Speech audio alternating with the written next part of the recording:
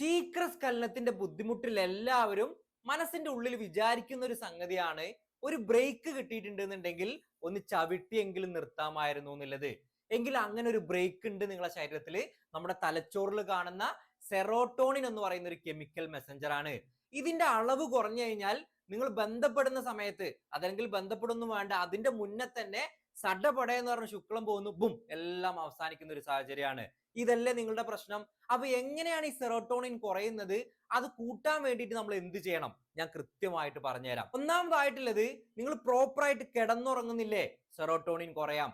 അതുപോലെ തന്നെ അമിതമായിട്ടുള്ള ആൻസൈറ്റി, ഡിപ്രഷന്റെ പ്രശ്നം ഉണ്ടോ, സെറോട്ടോണിൻ കുറയാം. ഇനി നിങ്ങളുടെ ഭക്ഷണത്തിൽ ട്രിപ്റ്റോഫാൻ അടങ്ങിയിട്ടില്ല എന്നുണ്ടെങ്കിലും ഇതേ പ്രശ്നം നിങ്ങളെ കാത്തിരിക്കുന്നുണ്ട്. അപ്പൊ അത് കൂടാൻ വേണ്ടിയിട്ട് ബനാന, മുട്ട, നട്ട്സ് പോലുള്ള സാധനങ്ങൾ നിങ്ങളുടെ ഭക്ഷണത്തിൽ ഉൾപ്പെടുത്താവുന്നതാണ്. അമിതമായിട്ട് ഫോൺ ഉപയോഗിക്കുക, അല്ലെങ്കിൽ ഓവർ സ്റ്റിമുലേഷൻ, സ്ഥിരമായിട്ട് സ്വയംഭോഗം ചെയ്യുന്നുണ്ടോ, ഈ ശീഘ്രസ്ഖലനത്തിന്റെ പ്രശ്നം വരാം. പുകവലി, മറ്റ് സബ്സ്റ്റൻസുകൾ നിങ്ങൾ അബ്യൂസ് ചെയ്യുന്നുണ്ടെന്നുണ്ടെങ്കിലും ഇതേ പ്രശ്നം നിങ്ങളെ കാത്തിരിക്കുന്നു. നിങ്ങൾക്ക് ഈ പറഞ്ഞൊരു ബുദ്ധിമുട്ട് ഉണ്ട് എന്നുണ്ടെങ്കിൽ ധൈര്യമായിട്ട് നമ്മളെ കൺസൾട്ട് ചെയ്തോളൂ. ഹോമിയോപ്പതിയിൽ നല്ല മികച്ച ചികിത്സ ലഭ്യമാണ്.